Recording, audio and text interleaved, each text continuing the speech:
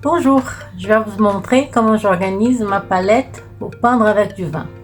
Bon, là j'ai de l'eau de robinet et j'ai les 3 teintes de vin que je vais mettre ici sur la palette.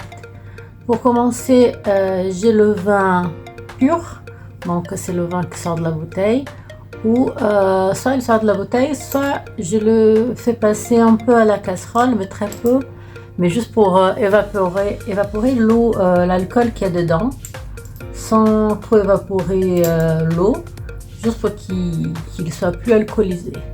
Donc je vais le mettre au bout de ma palette. Là vous voyez, comme vous pouvez le constater, j'utilise une petite poêle à escargot et je trouve que c'est assez joli, et pour moi c'est super utile parce qu'il y a les petits réceptacles où je peux mettre le vin, je peux le mélanger et ça marche super bien pour moi. Donc le premier, c'était le vin sorti de la bouteille. Le deuxième, que je marque avec un petit plus, c'est le vin que j'ai réduit de moitié. Donc il y a le double de l'intensité du premier vin qui sort de la bouteille. Donc je vais aussi mettre quelques gouttes ici sur ma palette,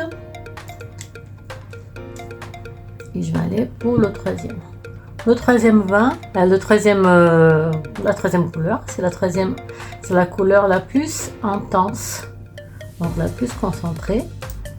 C'est le vin qui est resté beaucoup plus dans la casserole.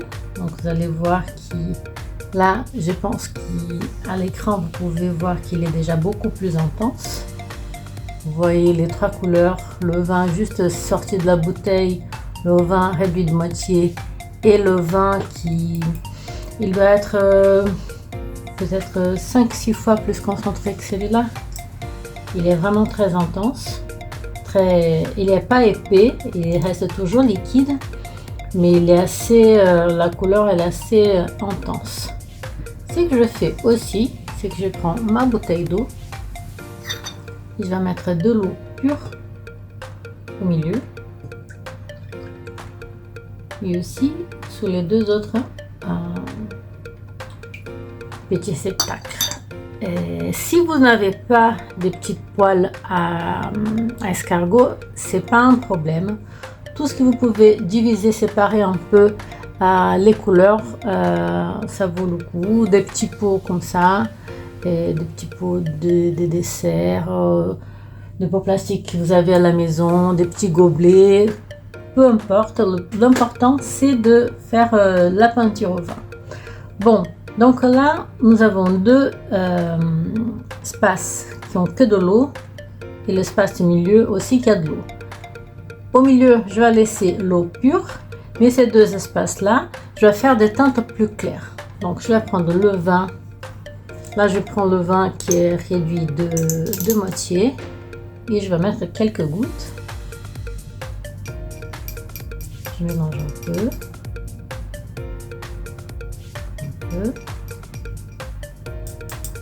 Il est plus clair que celui-là, nous sommes d'accord. Et ici, je vais mettre très peu de vin. Là, vous avez l'impression que c'est presque transparent, que c'est presque la même chose, mais sur le papier, une fois qu'il est sec spécialement, vous allez voir qu'on peut bien voir la différence entre toutes ces couleurs, entre les 5 couleurs, une fois qu'ils sont dans le papier. Pour vous montrer un peu ce que ça peut donner ces couleurs là sur papier aquarelle, j'ai préparé un nuancier. Un nuancier, c'est une feuille de test où on va pouvoir vous montrer les différentes nuances du vin. Ici il y en a 5 couleurs, je ne fais qu'avec 4, donc j'ai pas pris la plus claire, mais vous pouvez voir que même la deuxième ici, une couche, elle est assez claire, mais on le voit bien. 2 couches et 3 couches, et pareil pour les autres couleurs. Ça c'est le vin pur. Dès que le vin sort de la bouteille, il y a ces couleurs là, 1 couche, 2 couches, 3 couches de vin. Et après, le dernier, vous voyez comme il est bien épais dès le premier coup de pinceau qu'on donne. Et là, si on met 3 couches, il reste même un peu, vous pouvez voir, il brille encore parce que ça reste un peu collant. Ce qu'on peut faire pour fixer ces couleurs, c'est de mettre un coup de spray transparent pour le fixer. Mais sinon, on peut les utiliser nature comme ça.